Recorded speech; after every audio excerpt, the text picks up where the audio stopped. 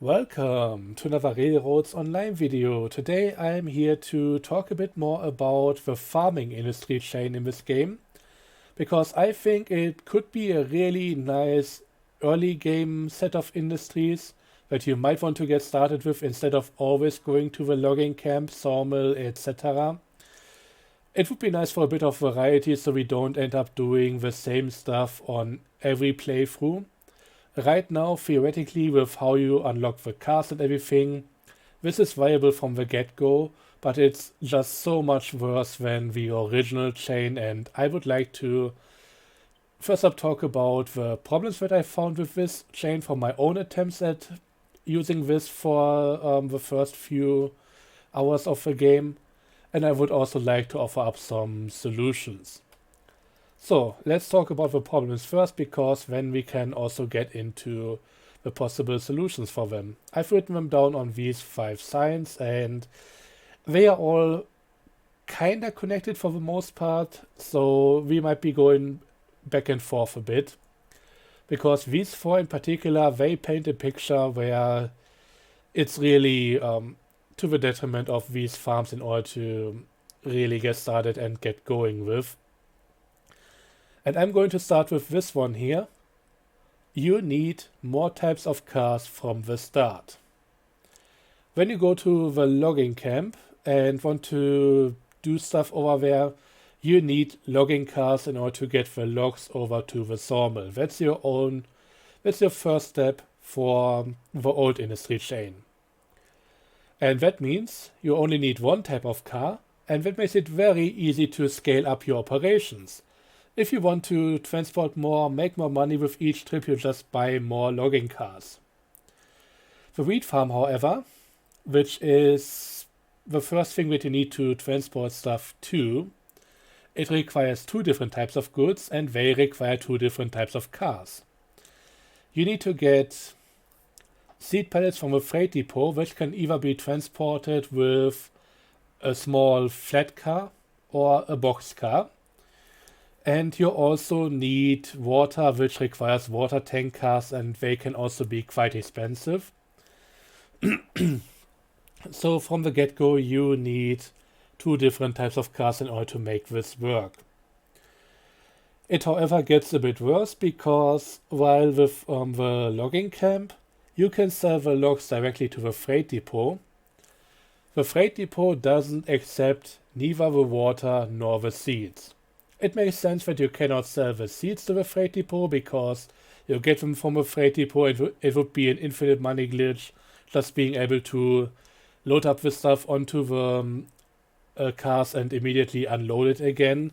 So that's making sense why you cannot do this.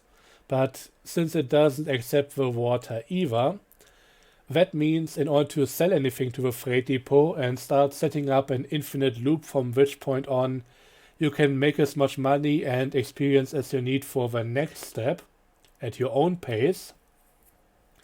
In order to get to anything from that point, you need to produce stuff at the freight depot, at the wheat farm, and you need to bring that over to the freight depot from there. And the wheat farm has once again 2 goods that it produces, being the seeds and the straw bales. Straw bales need bulkhead cars, seeds need box cars, and yeah, potentially that's 2 more types of cars that you need in order to even really get started with. And buying more of these in order to scale up your operation is a much more money and time consuming investment than what you would have with the logging camp. I don't think we can necessarily change much about the amount of cars needed. Maybe there could be a few more options provided, and some of them could be a bit cheaper, some of them could be coming in a bit earlier. But yeah, this is just something for context, because I think we need to take this into account when talking about the rest of the stuff. Freight depot could at least be accepting water in order to allow for infinite water runs, so that you can at least use that type of cargo in order to make enough money to grow your operations in other ways. But having to bring stuff over to the wheat farm before you can start selling things could potentially even soft lock you.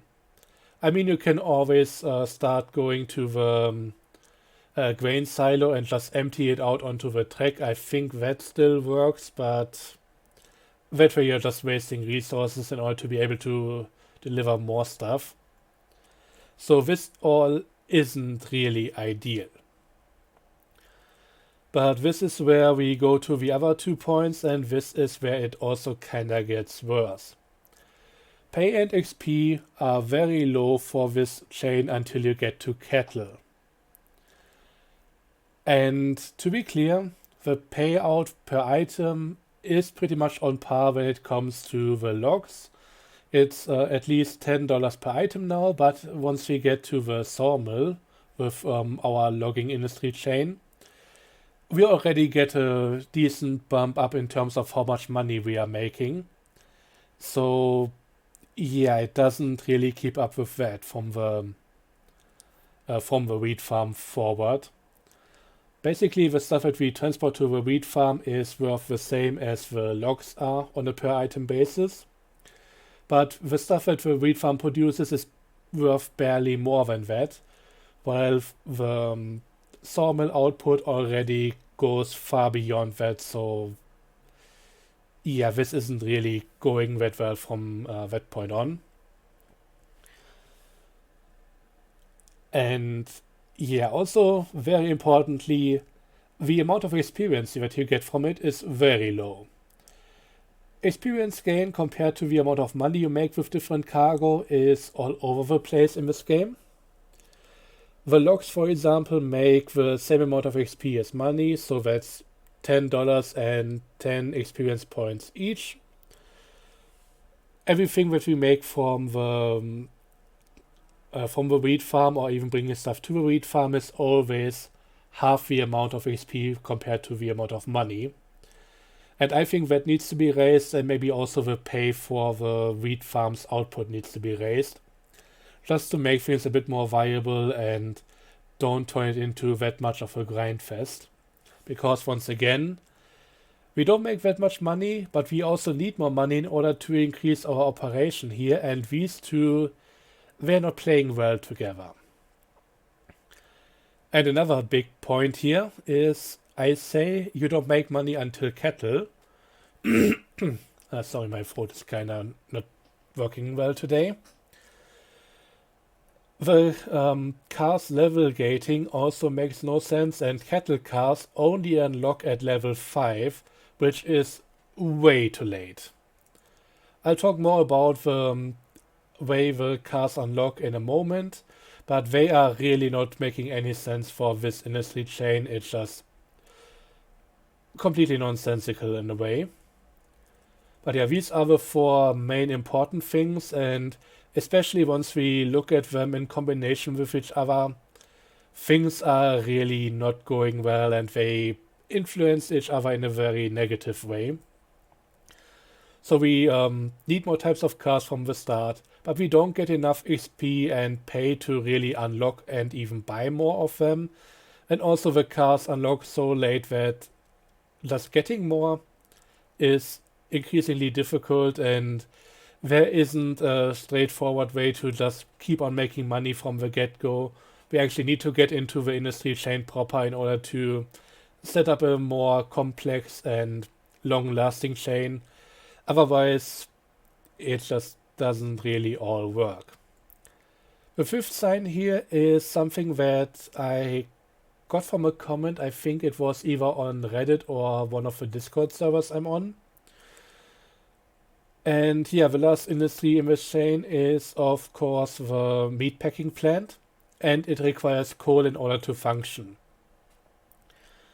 And whoever made that comment, I think, has a pretty good point about it being better just using cordwood instead of coal for the last step. Because in the end, in order to get the coal, you are going to have to go through half the other industry chain in order to get it produced. And cordwood is pretty much available from the get-go if you have the right car. And I think for how independent this entire industry chain is from the rest of the game, that would also be fitting in order to go with the same theme. But yeah, in order to fix all of this stuff, multiple things have to happen. First up, once again, a pay increase, especially for stuff that is produced by the wheat farm. XP increase maybe across the board in order to get the unlocks a bit earlier. Don't necessarily need to do anything about the amount of different types we need. And the freight depot maybe should accept water, but that's about it. But the big thing for me is rebalancing at which point we get which type of car to unlock. I prepared a little thing over here just to make it clear which cars we need for the different types of goods here and at which level they actually unlock. So except for the cars required to transport coal, this is everything we need in this chain, and the signs in front here tell me which level I need to get to in order to unlock the respective car. Also, I think there could be maybe one or two more cars as an option. But let's get started. So once again, you start out requiring water tank cars and either flat cars or box cars in order to get the water and the seed pellets to the wheat farm. I don't like using these cars too much. I tend to always try to get rid of them as soon as I can, because they are far less stable. Loading them up is very tedious, and while they are usually pretty light for the amount of cargo they can carry, they are potentially a big pain, and especially once the trains get longer, they tend to derail more for unknown reasons. So yeah, it's a good idea to upgrade to larger cars, but they don't unlock that early. In order to get the replacement option for your water tank car over here, you need to get to level 4. And this is to transport one of the starting goods for that industry chain. Let that sink in. In order to transport your wheat pellets from the freight depot, you start out with two options here. The flat car cannot transport any grain later down the line, but it at least can transport 6 pallets instead of 3 in this one. The only option to replace either, or more like both of them in the end, is going to be the large box car, and that requires level 5. They're going to be very, very strapped in for this one to unlock. You're going to be stuck with these for a very long time, and I don't think that should be the case. The last good here, which is another one that can transport one of the output goods from the wheat farm, the bulkhead car for the straw bales. That one at least gets a replacement at level 3. But that's also, it's not too late, it's kind of alright. But the thing is, with how late some of these cars unlock, if you want to expand your operations early on, which you should, you need more of these, and that means once you switch over later down the line, you are going to be not using them anymore, and that means that you dumped a lot of money into stuff that you don't really want to have in the long run. So I think these need to unlock a bit earlier, and especially when it comes to the cattle, because in the end, as I mentioned, the pay and XP is very low until you can transport cattle, but the only car that can do so unlocks at level 5. And grinding up to level 5 is completely non-viable in this way, in my opinion. Yes, it can be done, but it's just going to take so long that you are far better off, even if you just go for the logging camp and maybe some of the stuff at the sawmill. You're so much better off dealing with that instead of going for this one. You really want to get into this chain once you have a bit of money and once you have the levels to get whatever car you want. And I think it should be possible to grow in a more natural way only using this industry chain and then switching over at a later point once you have done everything here that you want to do. So let's now talk about what I would change about this, and I think the most obvious change is taking the water tank car and making it level 2. Yes, you will still need a few of these cars to begin with. It's not amazing, but at least you can upgrade at a point not too far out. There's maybe also a point to be made about just making this a level 1 car, since you are going to need this from the get-go in order to get anywhere with wheat farming. And I would also suggest making this much cheaper than it is right now. Right now the price for one single one of these is $900, and I would go down to maybe $400.